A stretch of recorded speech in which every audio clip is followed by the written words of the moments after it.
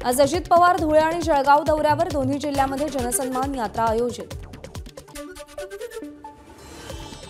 मालेगाव, धुळे आणि जळगाव जिल्हा दौऱ्यावर असलेल्या उपमुख्यमंत्री अजित पवारांच्या सुरक्षेत वाढ।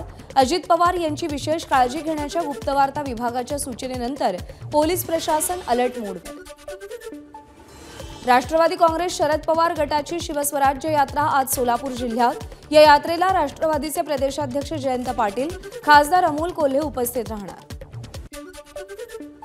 भाजपच्या कोर कमिटीची महत्त्वाची बैठक पार पडली। या बैठकीमध्ये विधानसभेच्या जागा वाटपासंदर्भात चर्चा झाली। प्रदेशाध्यक्ष चंद्रशेखर बावनकुळे, देवेंद्र फडणवीस, आशिष शेलार, रावसाहेब दानवेंसह अनेक नेत्यांची उपस्थिती।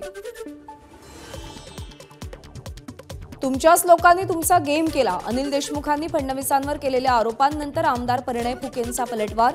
खरं खोटं करायचं असेल तर नार्को टेस्टला तयार व्हा, फुकेंचं देशमुखांना आव्हान।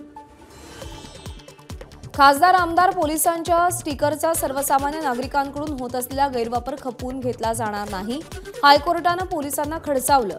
कठोर कारवाईचे कोर्टाचे पोलिसांना निर्देश।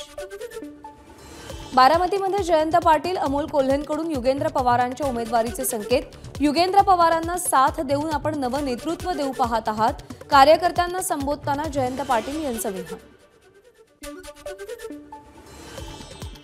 मुंबईचे माजी पोलीस आयुक्त संजय पांडे विधानसभा निवडणुकीच्या रिंगणात। पांडेंनी वर्सोवाच्या झुलेलाल मंदिरात नतमस्तक होऊन प्रचाराला सुरुवात केली। सिंधुदुर्गामध्ये 12, 13 आणि 14 ऑगस्ट रोजी जनता दरबार आयोजित। पालकमंत्री रवींद्र चव्हाण यांची घोषणा।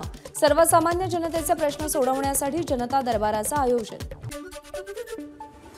24 फेब्रुवारीला नांदेडला स्वातंत्र्य मिळालं। काँग्रेस प्रदेशाध्यक्ष नाना पटोलेंची अशोक चव्हाणांवर टीका। अशोक चव्हाणांनी 24 फेब्रुवारीला भाजपमध्ये प्रवेश केल्यानं पटोलेंची टीका। भाजपच्या माहीम विधानसभा अध्यक्ष अक्षता तेंडुलकर यांची वाहतूक पोलिसाची बाचाबाची। बांगलादेशमध्ये हिंदूंवर होत असलेल्या अत्याचारावरून भाजपच्या महिला पदाधिकाऱ्यांनी वाहतूक पोलिसांशी हुज्जत घातली। बार्शीमधील मेळाव्यात शरद पवारांच्या भाषणावेळी मराठा आंदोलकांकडून घोषणाबाजी। काळे कपडे दाखवत आंदोलकांचा गोंधळ। शरद पवार हे महाराष्ट्राचे नेते आहेत, मान्य करायला हवं। काळे झेंडे दाखवून न्याय मिळेल का? त्यापेक्षा पवारांशी चर्चा केली तर मार्ग निघेल, जितेंद्र आव्हाड यांचं वक्तव्य। साताऱ्यामध्ये मायणी येथील मेडिकल कॉलेजमधील कोविड घोटाळा प्रकरणात जयकुमार गोरेंवर गुन्हा दाखल। या प्रकरणात हायकोर्टानं सातारा पोलिसांना सखोल चौकशी करून कारवाई करण्याचे आदेश दिले। ठाण्यातील गोंधळावरून राज ठाकरेंचा महाविकास आघाडीवर निशाणा। मराठवाडा दौऱ्यातही विघ्न उभे करण्याचे प्रयत्न केल्याचा आरोप। ठाण्यात झालेल्या गोंधळाप्रकरणी नौपाडा पोलीस स्टेशनमध्ये 2 वेगवेगळे गुन्हे दाखल। हल्ला करण्यासाठी प्रवृत्त केल्याप्रकरणी अविनाश जाधव मुख्य आरोपी। ठाण्याचे जिल्हाप्रमुख अविनाश जाधव यांचं ठाकरे गटाला आव्हान। पुढच्या वेळी तुम्ही सांगाल तिथे, तुम्ही सांगाल त्यावेळेस आपण स्वतः येऊन आंदोलन करू, अविनाश जाधव यांचं वक्तव्य। राज्यामध्ये अशांतता निर्माण होऊ नये याची काळजी घेतली पाहिजे। राजकीय हल्ले होणं दुर्दैवी, योग्य भाषा न वापरल्यामुळे असं घडतंय, नीलम गोऱ्हेंची प्रतिक्रिया। आगामी निवडणुकीतही एकनाथ शिंदेच मुख्यमंत्री होतील। महाविकास आघाडीचं सरकार येणार नाही, त्यामुळे उद्धव ठाकरे मुख्यमंत्री होण्याचा प्रश्नच उद्भवत नाही, नीलम गोऱ्हेंचं वक्तव्य।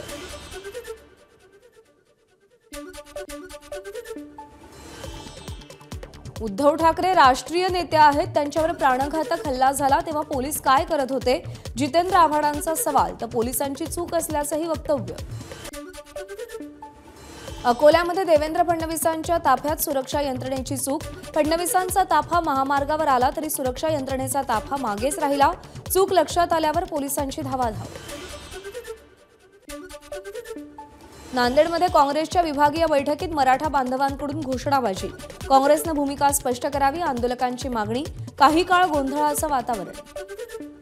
महायुतीकडून विधानसभेसाठी राज्यातील पहिला उमेदवार घोषित। अजित पवारांकडून कागलचे उमेदवार म्हणून हसन मुश्रीफ यांच्या नावाची घोषणा। 2 बायका असल्यास लाडक्या बायकोला लाभ द्या, लाडकी बहीण योजनेबद्दल अजित पवारांसमोर हसन मुश्रीफांचं वादग्रस्त वक्तव्य। बार्शीमध्ये शरद पवार आणि माजी आमदार प्रभावती झाडबुके यांची भेट। यावेळी प्रभावती झाडबुके यांनी पवारांना राखी बांधली।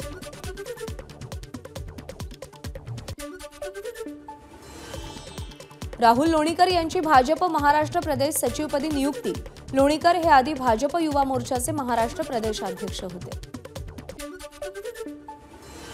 चित्रपट काढणं कोणाचंही काम नाही, राऊतांनी नमकहराम 2 चित्रपट काढणार या वक्तव्यावर शंभूराज देसाईंचा टोला। दलाल नंबर 1 हा चित्रपट संजय राऊतांसाठी काढणार। संजय राऊतांनी नमकहराम 2 चित्रपटाबद्दल केलेल्या वक्तव्यावरून संजय शिरसाट यांचा टोला। आमच्या शिवसैनिकांवर संशय असेल तर ठाकरे गटानं पुरावे द्यावेत। आपण पालकमंत्री असल्यानं आपल्याकडे तक्रार द्या। ठाण्यात झालेल्या प्रकरणी मंत्री शंभूराज देसाईंची प्रतिक्रिया। ठाण्यातल्या घटनेचे कोल्हापूरमध्येही पडसाद। मनसेनं ठाकरे गटाचे पोस्टर्स फाडले। भिवंडीमध्ये शिवसेनेच्या भगव्या सप्ताहात खासदार बाळामामा यांचा सन्मान। उद्धव ठाकरेंना मुख्यमंत्री पदाच्या खुर्चीवर पाहण्याचं स्वप्न, बाळामामा यांचं वक्तव्य। मनोज जरांगेंची शांतता रॅली आज अहमदनगरमध्ये। या पार्श्वभूमीवर मराठा समाजाकडून तयारी सुरू। रॅलीमध्ये लाखोंच्या संख्येनं मराठा बांधव सहभागी होतील, आयोजकांना विश्वास। पुण्यातल्या सभेनंतर मनोज जरांगे पाटील यांना भोवळ आली। उपचारासाठी जरांगेंना सह्याद्री हॉस्पिटलमध्ये दाखल करण्यात आलं। मनोज जरांगेंनी निवडणुकीच्या रिंगणात उतरावं। जरांगेंनी 88 उमेदवार तरी उभे करावे, छगन भुजबळांचं थेट आव्हान। छगन भुजबळांकडून मनोज जरांगेंचं नाव नेता म्हणून उल्लेख, नवा नेता म्हणून उल्लेख। तो नवा नेता आपल्याला 2 महिने शिव्या देत होता। बीडला त्यानं ओबीसी नेत्यांची घरं जाळली। नाव न घेता छगन भुजबळांचा जरांगेंवर निशाणा। 54% ओबीसी आहेत हे जरांगे विसरतात। ओबीसीतून मराठ्यांना आरक्षण मिळणार नाही, तसंच सगळ्या सोयऱ्यांना आरक्षण देणं शक्य नाही, छगन भुजबळांचं वक्तव्य। ओबीसी समाजासाठी आपण राजीनामा दिला होता। सांगलीत ओबीसी मेळाव्यातून छगन भुजबळांची माहिती। तर सत्ता येते आणि जाते, महाराष्ट्र राहिला पाहिजे, भुजबळांची भूमिका। विशाळगड प्रकरणी आज हायकोर्टात सुनावणी। विशाळगड परिसरातील बेकायदेशीर बांधकामावर प्रशासनाच्या कारवाईला हायकोर्टाकडून स्थगिती। रत्नागिरीच्या देऊळमधील कातळ शिल्प अखेर संरक्षित स्मारक म्हणून घोषित। राज्य सरकारच्या पर्यटन आणि सांस्कृतिक कार्य विभागाकडून या संदर्भात अधिसूचना जारी। क्रीडा पत्रकारांच्या जागतिक मासिकाचं पॅरिस ऑलिम्पिकमधील मुख्य मीडिया सेंटरमध्ये वितरण। मुंबईच्या 4 मराठी क्रीडा पत्रकारांच्या पत्रकारितेची विशेष दखल। जुन्या पेन्शनसाठी रत्नागिरी सहकारी कर्मचाऱ्यांचा मोर्चा।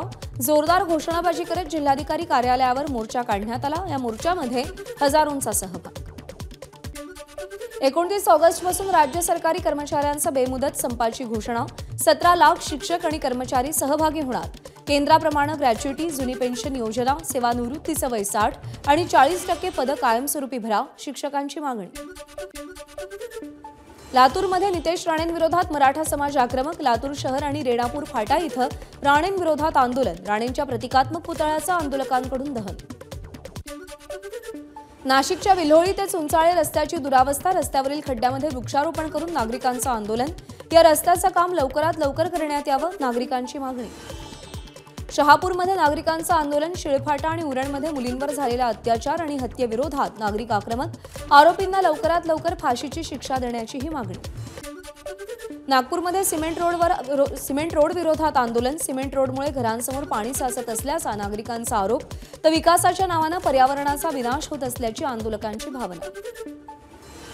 कंत्राटदाराचा गजब कारभार समोर। वाशिमच्या अनसिंग ग्रामपंचायत हद्दीतील रस्त्याच्या मधोमध विद्युत रोहित्र ठेवलं। खांब न काढल्यानं नागरिकांचे हाल। अंबरनाथमध्ये शिवसेनेची युवा मॅरेथॉन स्पर्धा। तब्बल 4,500 विद्यार्थ्यांचा मॅरेथॉनमध्ये सहभाग। अभिनेता शिव ठाकरे आणि अभिनेत्री हिना पांचाळ यांनी स्पर्धकांचा उत्साह वाढवला। मालगाडीनं एका मेंढपाळासह 22 मेंढ्या आणि 2 जनावरांना उडवलं। बीडच्या मलकापूर शिवारातली घटना।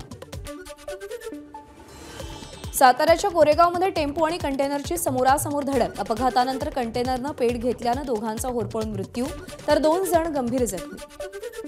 मुंबईमध्ये बिबट्याच्या कातड्याची विक्री करण्यासाठी आलेल्या आरोपीला अटक। आरोपीकडून 2 लाख रुपयांचं बिबट्याचं कातडं जप्त।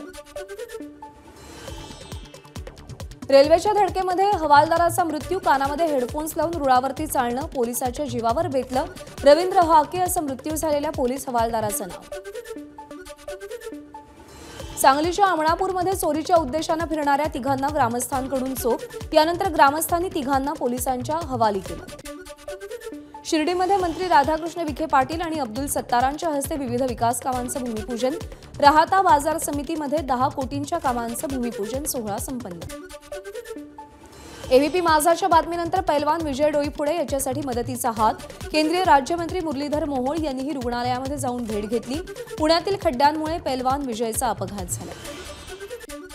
पैलवान विजय डोईफोडेला वैद्यकीय उपचारासाठी भाजपा आमदार पंकजा मुंडेंकडून मदत. गोपीनाथ मुंडे प्रतिष्ठानच्या वतीनं 1.5 लाख रुपये विजयच्या कुटुंबियांकडे सुपूर्द. अमरावती जिल्ह्यातील दर्यापूर तालुक्यामध्ये मुसळधार पावसानं शेतकऱ्यांच्या हजारो हेक्टर शेती पिकाचं नुकसान. तर शासनानं तात्काळ पंचनामे करून ओला दुष्काळ जाहीर करावा, शेतकऱ्यांची मागणी. हरियाणाच्या गुरुग्राममध्ये मुसळधार पाऊस, अनेक भागात पाणी साचलं. गेल्या काही दिवसात झालेल्या पावसामुळे नागपूरचा वाण प्रकल्प 100% भरला. प्रकल्पाच्या सांडव्यावरून पाणी वाण नदीपात्रात. नागपूरमध्ये ड्रग्जचा कारखाना डीआरआयकडून उद्ध्वस्त. 78 कोटींचं ड्रग्ज डीआरआयकडून जप्त. ड्रग्ज कारखान्याच्या मालकासह 5 जणांना अटक. नागपूर अमरावती महामार्गावर भीषण अपघात. कारची दुचाकीला धडक, एकाचा जागीच मृत्यू तर एक गंभीर जखमी असल्याची माहिती. कारनं धडक दिल्यानंतर दुचाकीनं पेट घेतला. नाशिकच्या सिडको परिसरात मुख्य डांबरीकरण झालेल्या रस्त्यावर भगदाड. भरधाव वाळूचा ट्रक जाताना घटना घडली. घटनेमुळे नाशिक महानगरपालिका प्रशासनाचा भोंगळ कारभार संपला.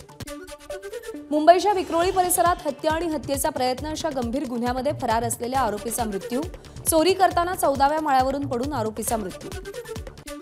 कणकवलीच्या बेळणे गड नदीमध्ये मासे पकडण्यासाठी गेलेल्या युवकाचा मृत्यू. घटनेच्या 3 दिवसांनंतर युवकाचा मृतदेह सापडला. विरारच्या अर्नाळा परिसरात पिसाळलेल्या कुत्र्याचा 28 जणांना चावा. पिसाळलेल्या भटक्या कुत्र्याच्या हल्ल्यामध्ये अनेक जण गंभीर जखमी. प्रशासनाकडून कोणतीही पावलं उचलली जात नाहीत, ग्रामस्थांचा आरोप.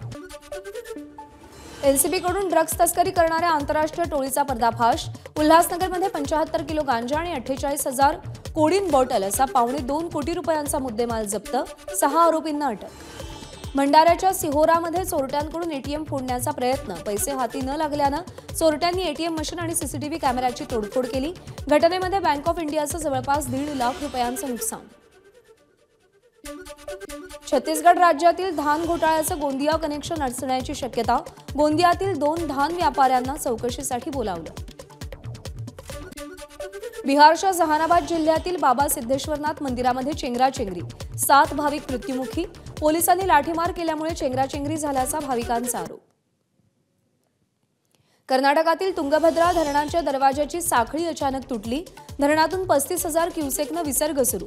धरणातून 60 टीएमसी पाणी सोडल्यावरच दरवाजाची दुरुस्ती करता येणार. मध्य प्रदेशच्या गुनामध्ये विमानाचा अपघात. विमानाच्या चाचणी दरम्यान अपघात झाल्याची माहिती. जवळपास 40 मिनिटांच्या उड्डाणानंतर विमानाचा तोल गेला.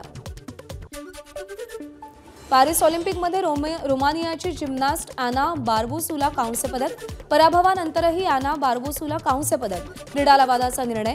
अमेरिकेच्या जॉर्डननं चुकीच्या पद्धतीनं गुण घेत कांस्यपदक मिळवलं होतं. उत्तर प्रदेशच्या शहाजहापूरमध्ये पंजाब मेलमध्ये आग लागल्याची अफवा. अनेक प्रवाशांनी चालत्या ट्रेनमधून उड्या मारल्याचं चित्र. सिलेंडरच्या गळतीमुळे जनरल कोचमध्ये धुराचे लूट. राजस्थानमध्ये महिला खासदाराच्या सुरक्षेसाठी पतीचीच नियुक्ती. संजना जाटव भरतपूर लोकसभेच्या खासदार तर राजस्थान पोलिसात कॉन्स्टेबल म्हणून कार्यरत असलेले त्यांचे पती कप्तान सिंग सुरक्षेची जबाबदारी सांभाळणार. लखनौमध्ये नागरिकांचा पायी मोर्चा. बांगलादेशींची ओळख पटवून त्यांना भारताबाहेर हाकलून द्यावं, आंदोलनकर्त्यांची मागणी. बांगलादेशमध्ये हिंदू समाजाकडून विराट मोर्चा काढण्यात आला. ढाका शहरातील शहाबाग चौकामध्ये लाखो हिंदू जमले. शेख हसीना यांच्या पलायनानंतर हिंदूंवर अनेक हल्ले झाल्यानं हिंदू समाजाकडून भव्य मोर्चा काढण्यात आला. बीएसएनएलकडून 4G आणि 5G सिम कार्ड्सची घोषणा. वापरकर्त्यांना ओव्हर द एअर आणि युनिव्हर्सल सिम दिलं जाणार. याशिवाय युजर्सना त्यांच्या मोबाईल नंबर निवडण्याची सुविधाही दिली जाणार. पॅरिस ऑलिम्पिकचा सांगता सोहळा संपन्न. मनु भाकर आणि श्रीजेश भारतीय पथकाचे ध्वजवाहक. एबीपी माझा, उघडा डोळे बघा नीट.